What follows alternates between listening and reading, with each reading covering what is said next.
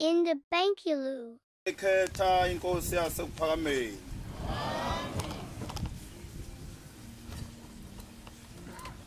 Ma Nazaretha ingcwele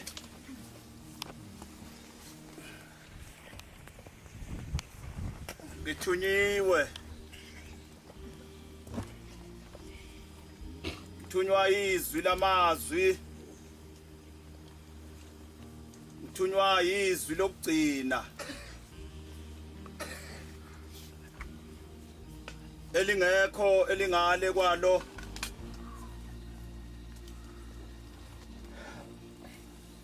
izwi ongakwazi ukulubalekela noma unejubane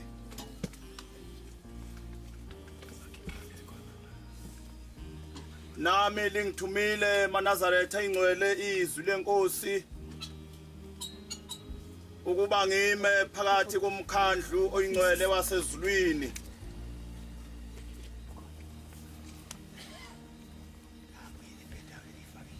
ngiyazicelela uNkulunkulu wababa mkhulu wami uNkulunkulu wakhokho bami uNkulunkulu othande bona uNkulunkulu owazibona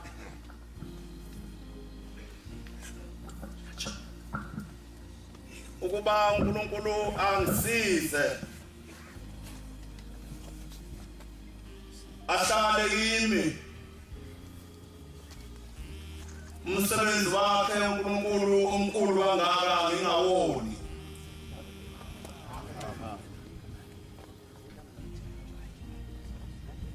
ngimfakela uGumede isibongo ezweni laseNandla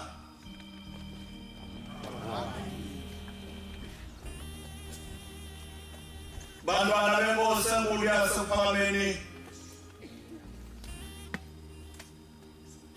ngibongela okhokho bami ozoseleni ngibongela omakhuza ngibongela babamkhulu wami umkhuthazo wenkeshi oyena owabona lo uNazaretha akwenzayo ngaze nami ngayibona insika umlilo yanganda emazweni akithi ngicabanga ukuthi uNkulunkulu wasekuphakameni uthanda bona akathandi mina ukuba ngime lapha kodwa uthanda bona ngoba bona bambona ngiyacela-ke enkosini enkulu yasekuphakameni ukuba ngingawoni umsebenzi wayo ngoba akukuba icala kimi kodwa kuba icala kubo uma ngona umsebenzi kaNkulunkulu usuku lokuqala lolu enyakeni maNazaretha ingcwele ade siqeda unyaka ebusuku singena enyakeni omusha uNkulunkulu wasekuphakameni wathi ngibe ngokuqala ukuma phakathi kwendawo enkulu kangaka emhlanganweni omkhulu kangaka kaJanuwari la ngicabanga khona ukuthi uma silapha sifanele abantwana basekuphakameni basibongele kakhulu ukugcina ushembe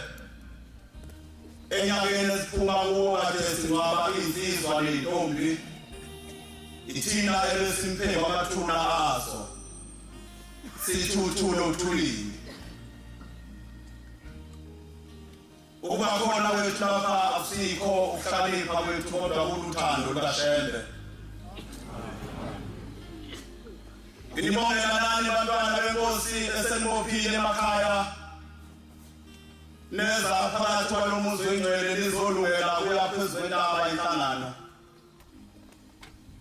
kwangathi uShembe ungaba njengoba lilapha nje umkhethina kanimemanga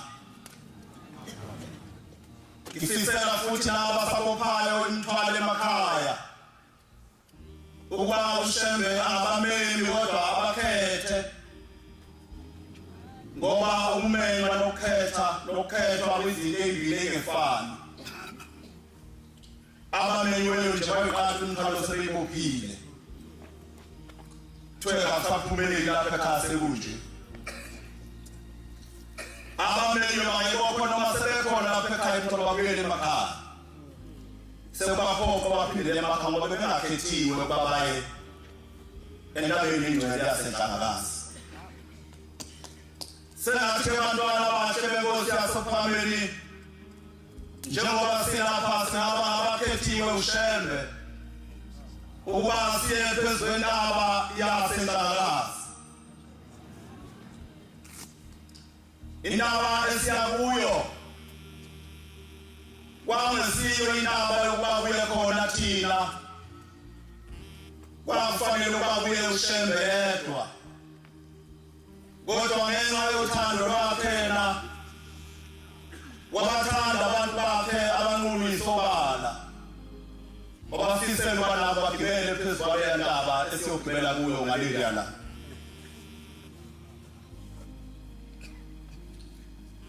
angazi-ke emkhandlu oyingcwele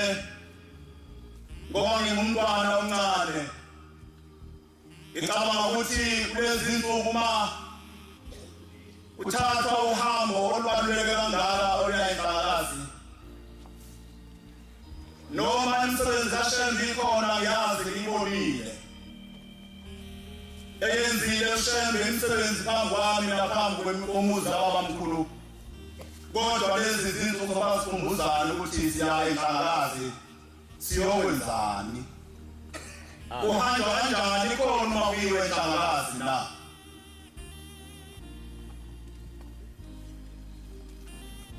Ngizawutshela abantwana benkosi uma ngedlule emavesini amabili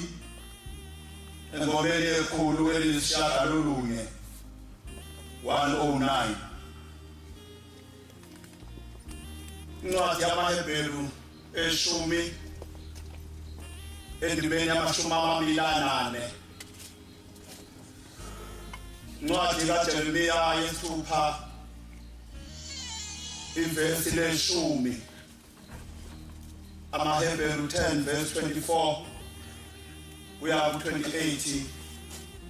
uyafundela oseyitholile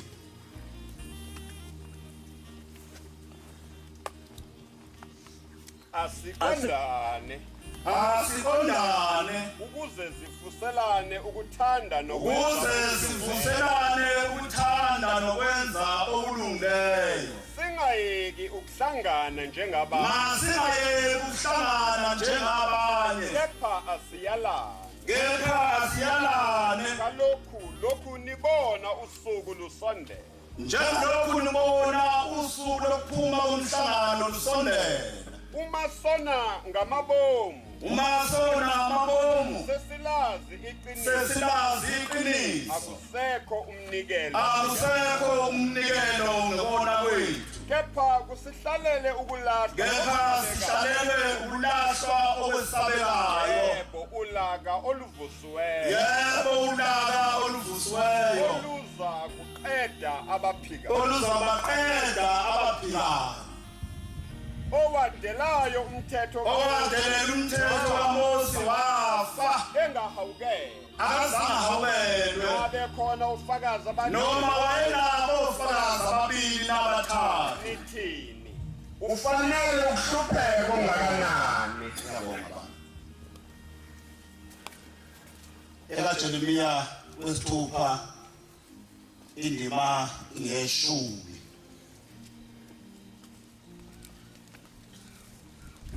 ithi kalencwadi ekade ifundwa manje na lezi zinzuzo ukuba sisondelane sibe ndawonye siyalane selulekane sikhumbuzane njengalokhu sibona usuku lusondela lokuba siye phezu kwentaba ingcwele yomhlangano le eyayingasifanele ukuba siye kuyo kwakufanele uba kuye uShembe yedwa ngoba yena engcwele ithi kalencwadi uma sona sisazi akho umnikelo esiyawunikela ngawo uNkulunkulu asizwele kodwa sihlabele ukulahlwa okwesabekayo funda ba khuluma ngobani ukhuluma ngobani ngiqinise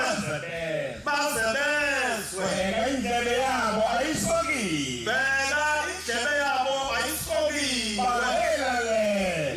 banalele noma ngakhuluma kanjani bheka izwi likaJehova lijivazwa yini bheka izwi likaJehova lijivazekile lijivazwa yini abalithandi ngiyabonga baba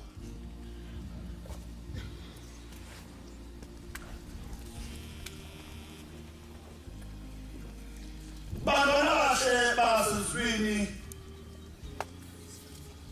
ngizohathuluza kancane njengomntwana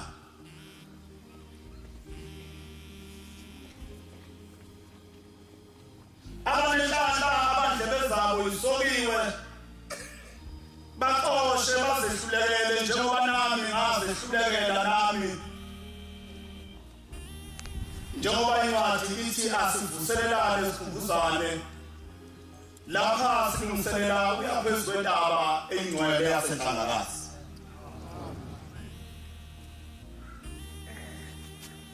ngenye imini sisekhaya ngapha ezansi ebuhleni ngingumfana njena ngaqala uhambo lwenhlangakalasi ngalo nyaka ngizohamba ngenyawo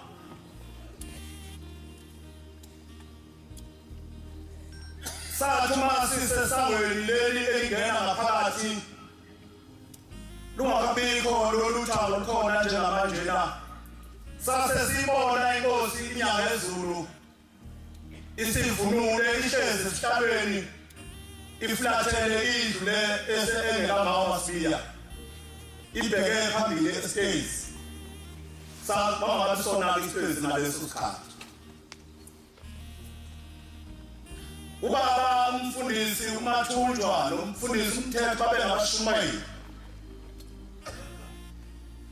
yayisibiza umshumayeli uMthethwa osengumfundisi manje wayesehle ngoqedafeni yayisikhuluma naye inkosi silapha ngaphandle kwesango asizi ukuthi inkosi ithini isivunule sihlobile inhle into yasezwini wawusona ngonyawo omhlophe uvela phansi kwetafisa idavathi uvela iphopho lebheshengwe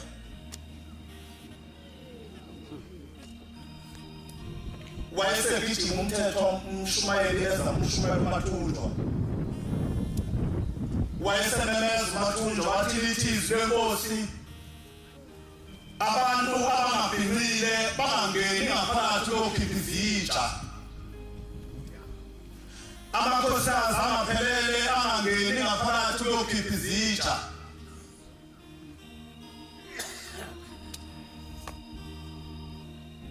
khipha sesima yayisiphinde imbiza futhi uMthetho esekwele Mthetho umbona wayesebuya lembenge wayenika umfundisi uMathunjwa babengabashumayeli lithi izwi sonke abangabhinqile abahlawule nge10 singakaphumi izitsha ihlezi inkosi lapha siyayibuka ngase sengithi phutha sengikhipha ishumi lakusheli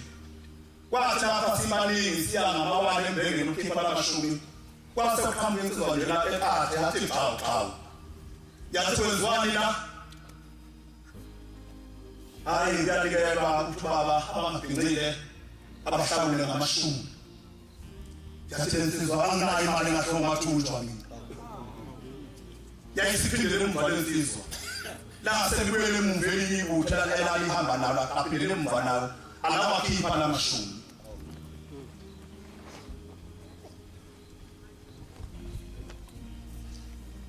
badala abantu abanenkani lapha ekhaya eNazaretha nabalandelwa nje futhi noma beyiphikisa izinto obana balandelwe into enesikhathi ijwayelekile kwenzeka ngathi noma ngithi kulaba abalapha eduze kwami madoda nibonile inkosi umshumayeli uMthetho na eza straight umshumayeli uMathunjwa ba adlulisele izwi lemali ngotha washo uMathunjwa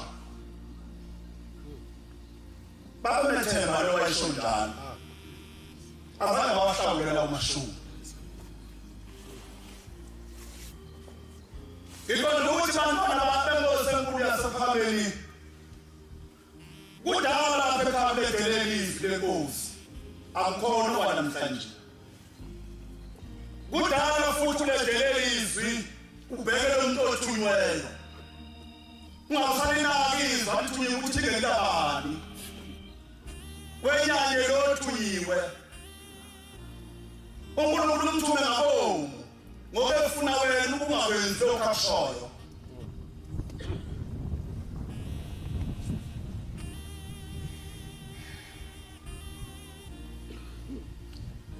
wawusuphuma umhlangano bakhoza bayingcwele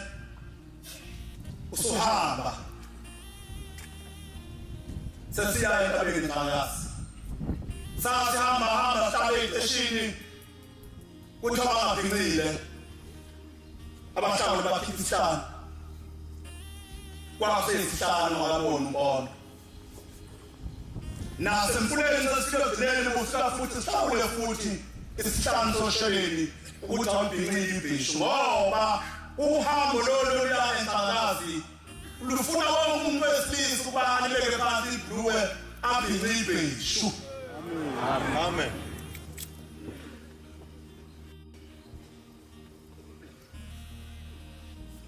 Lolu hambo lufuna wonke umuntu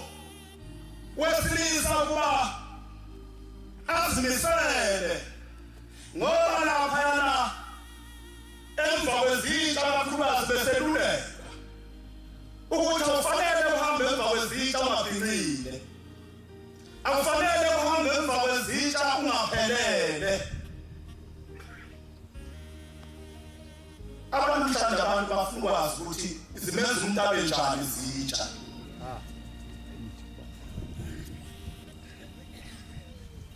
zimenza abe njani umuntu izitsha kwaba nje balekwa ungakhomba izitsha kuvuka enkulu indawo namhlanje hayi babona nje kuthwele nje into enhle nje engeke imenze lutho umuntu njengoba sinjena nje ithi incwadi kaJeremiya sifundileyo ngiyakhuluma ngobani bezwe ngoba indlela ezabo bayisongiwe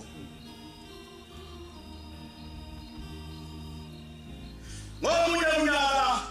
wabe basibiza ubaba umfundisi uMadlala ngingumshumayeli ngangumshumayeli omncane kakhulu bonke abashumayeli lapha ekhaya kuzophuma inhlangano babiza abashumayeli ufuna abashumayeli abazothwala izitsha wathi abashumayeli ngiyaleluleka ukuthi ngakuthanda ukuthwala izitsha oyithwala ngokufanele uyithwala wathi uMadlala umfundisi uma awahlanganisa 40 eminyaka awufanele ukuthwala izitsha wathi ngoba uzolimala uma uzazi ukuthi awuphelele ungaboyithwala izitsha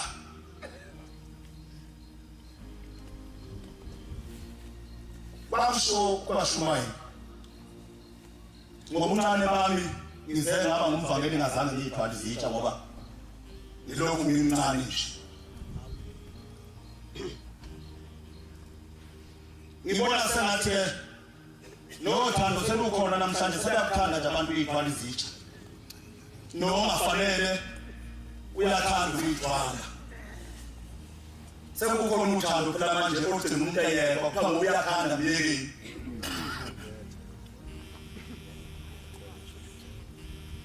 myekeni mayithanda noma isiwele ezweni nakube soliwe enecala methupe sethwele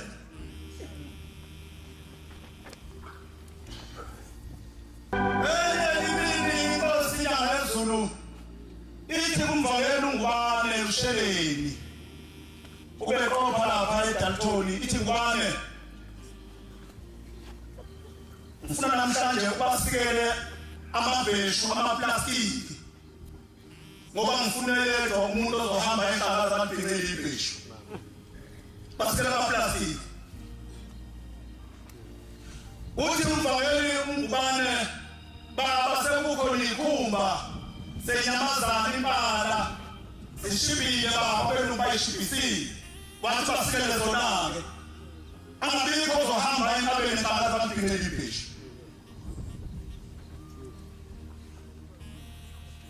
sasikhona njalo kodwa futhi yithe singabhincile khona lapha phambili impela entsheni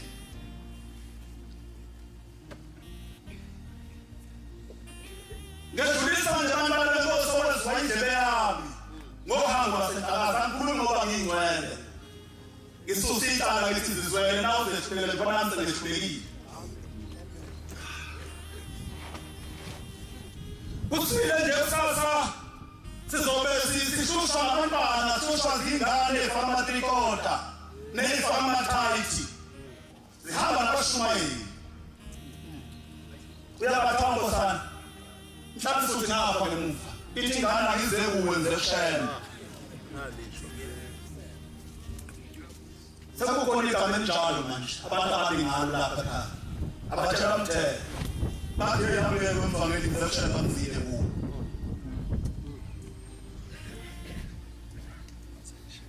uzokuthi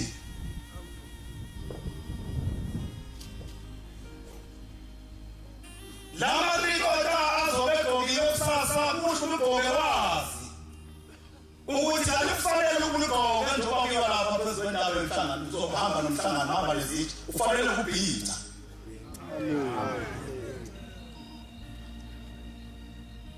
uvele kuameni ngeke ufudumane ngoba le ndaba yokukhuluma inzima kakhulu nabanye abantwana abasesehlule anazo bakhona yini bayezwa yini ukuthi uyamanga athi ngizalwa umshumayeli athi ngizalwa umvangeli nomfundisi bawanga ukuthi angihambe la ishingani phakathi bashumayeli emva kwezitsha ithi baba utontshiwe okusho ukuthi nayo ingcwele awuzukusho lutho ithi baba ungibekela wathi angihambe la iphakathi kwabashumayeli ingane ngiyakhuluma nobani bezwe ngoba indlela zabo ayisokiwe tshela isho la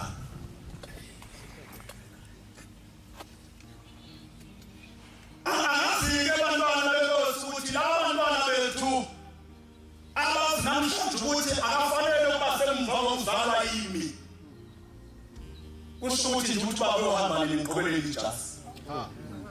ngoba phela uma esathi nendawo yakhe ukuthi uzalwa yimi esongelapha engafanele khona ungena engafanele ukungena kusho ukuthi useyimi phela usengcwelela ngami abalawulenzi labantwana ngiyakhuluma nobani bezwe bheka indlebe zabo ayisokiwe bangeke bezwe igama likaNkulunkulu lithi bazwe yibo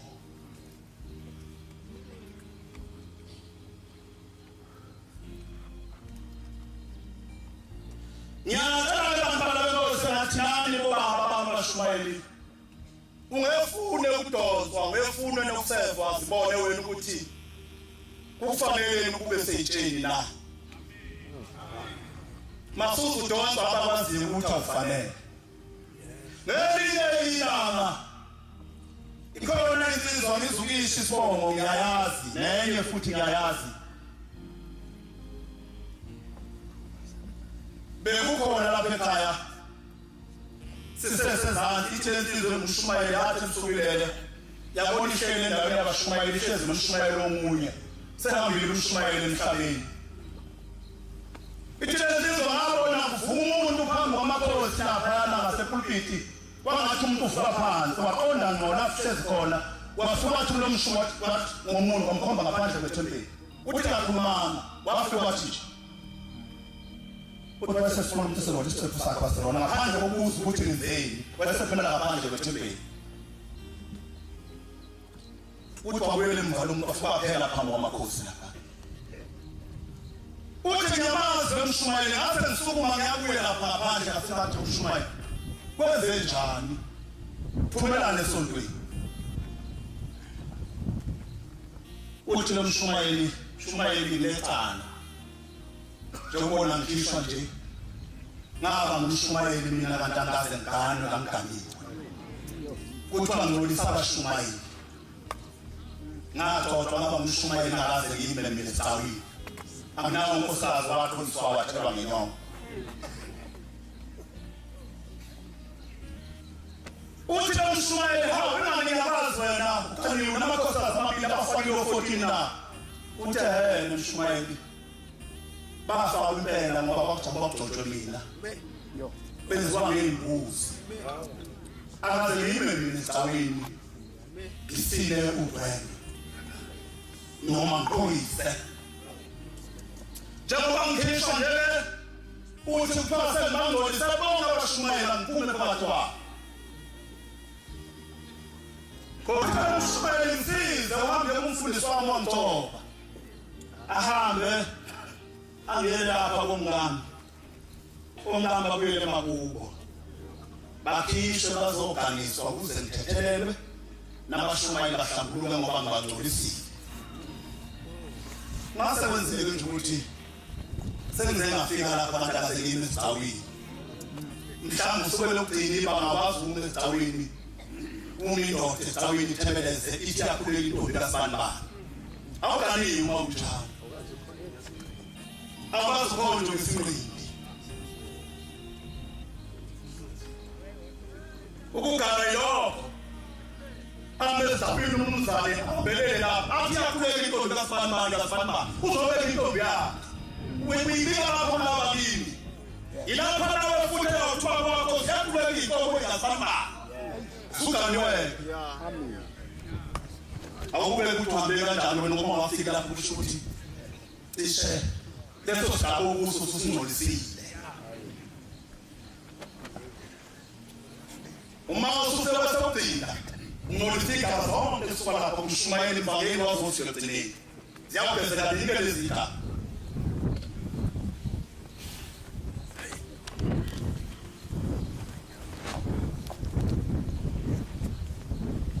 bakholwa kahle enkosini sengathi abantwana bethu ababenenhlanhla abazalelwe kulokhu kukholwa sengathi banganamathele ekukholweni bangabekile iy'khundla zethu thina abazali ngoba ngeke sibangenise iy'khundla zethu ezulwini sokungena emsebenzi amen ikhona insizwa kade sinayo lapha eThekwini ibisebenza laphana ibikwa FNB sihambile emhlabeni yahamba lensizwa ingazange igoqe ngemhlambulu ngemphathi lutho yathi manje sihambile ngelinye ilanga uma umfaba eboni kuyaqhamisa ifektha zabavangeli uyamuza lo lutho mfowethu wawusuqhamuka ufanele abavangeli ijazi kanti ungagotshiwe ngelutho na uthi hawu mfowethu uthi ezulwini kuyagcotshwa uthi kukhona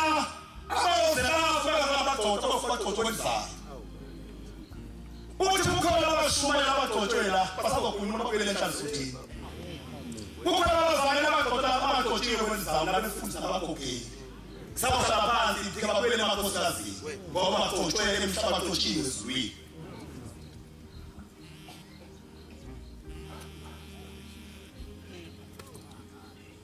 uthi kanti ngiyabaluleka ngithi basawakhumula abanye amajazi lapho yowakhona ngoba banawo ezulwini bawagadwe khona emhlabeni kukhona ofane umfundisi ombone kuye umfundisi kwagcotshwa kodizana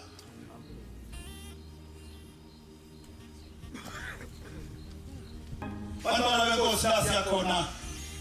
entabeni ingcwele ayifuneki iMnazaretha emfishane madoda ibhike bahlale emadokodweni akuzona ezokuya enkonzweni yesabatha nani makhosikazi nani makhosazana ibhike lezi akuzona ezokusabatha ezokuhlala emadokodweni lapha eNhlangazi ngiyabona beshaye ingane igqebezana nawo ngilelo nje ayishayele lapha inqaba komhlala bese ekhaphuza-ke nenjobo yakhe angazi uma uyakuthi uhleli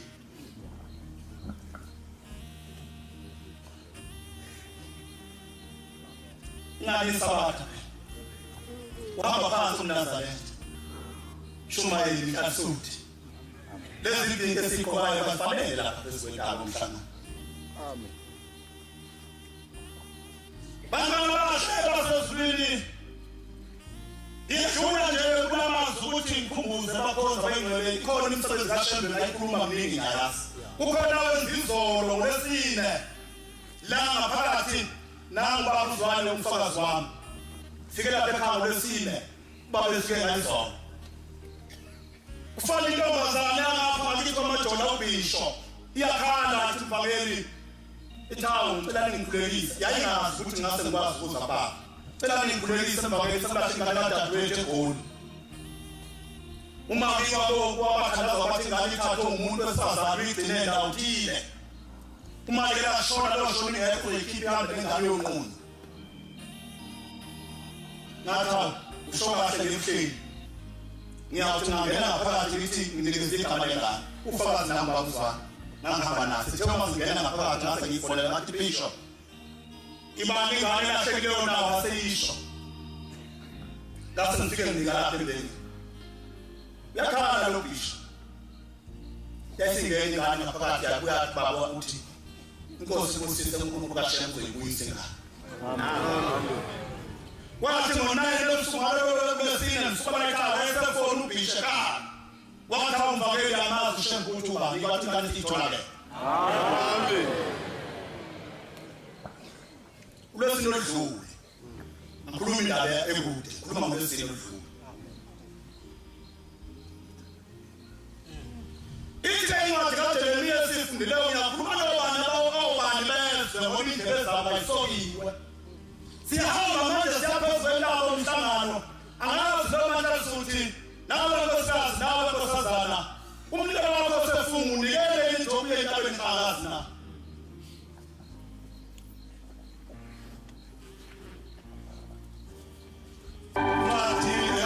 Rome 23 verse 21. Angazi bantwana benkosi ngithuliwe ngiyakhumbuza angisho ngoba ngiwenzile konke kodwa ngiyakhumbuza ukuthi hlala sothi sosina manje 23 unikele na Kosazi wophili mena kodwa 14 unikele yini nawe ndo 25 unikele yini noma ubheka umphathi wakho ngamphiwe ubheka umkhokheli wakho ngamkhwele imali yami lo ngoba uzoyidla uma umnikile wayidla bekunako kunoma nikele imali yakho umphefumulo Deuteronomy 23 verse 21 Uma ufunga isifungo kuJehova uThixo wakho ungaphuthi ungalothi uphuthe ukukhokha ngokuba uJehova uThixo wakho ngoba uJehova uThixo wakho uwe kube isono uyawa isono ukuthi wena unikelanga kodwa uma ungafungelanga nawe nje uyikhethi into siyasophamela ufungile wena unalipho sono ku awunasono wena nokho sokuphumile emlonyeni wakho yabonga mfundisi wenkosi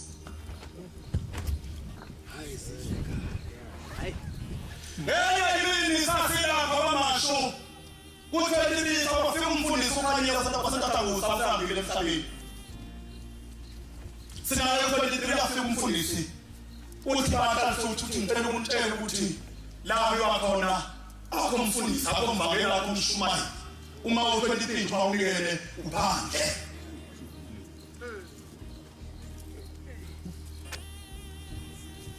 uthi umfundisi ukhanyele eguleni bami ngibonese ngihamba wakhola oluhlaza uthi ngizobijazi nami lokufundisa lihlaza uthi nginaza yiyo inde enkulu eyayilapha ukuthi ngithelele kuyo uthi athi uma ngifika ngokusondela kwenu wasebantu ababili abaqala umnyango waleli uthi kanti kumina ngalenyanga ngapha emnyango uthi ngakona khona uthi ngathi ngithi nje lathi langa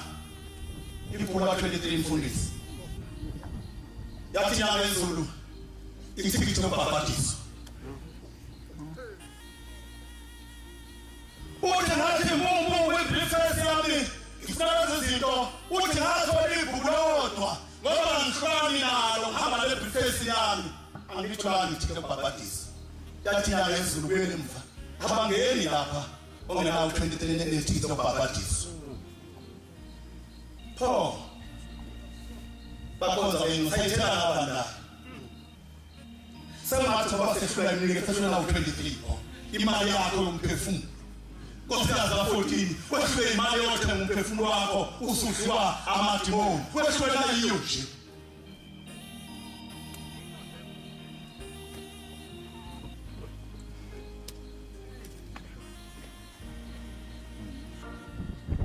ekufanele asuthe ingcwele ukuhamba uyofuna umphathi abantu ubheka umphathi wakho mfuni noma ngabe umphiwe awumfuni nje okona namhlanje wenzeni namhlanje Amen. ngoba uma namhlanje entabeni kaZulu mali 23 usiyolaza ngoba lokho ngishilo sokuzwila Yeah. ngeke ngihlangana nomfundisi mina wamfundisi ubebamba ijazi lakhe ahambe namadola ayekumphatha kulo 23 umfundisi wamagwazi ube ngasibeki isihlala hleli kuso athi mphetho uwe asho umphathi wakhe akaqa uyafika nikele umphathi wakhe athi namhlanje wena umkhulu 23 ngoba wayazi ukuthi omkhulu nomncane bayifani le Yeah. nawo ntombi ka-25 nawe nkosikazi awuhambe umkhokheli wakho uyazilungisa ukuthi uyabasela amakhosazi nje kufanele ukusitene nawo ungandikele la kufanele uyojifihla ungandikele la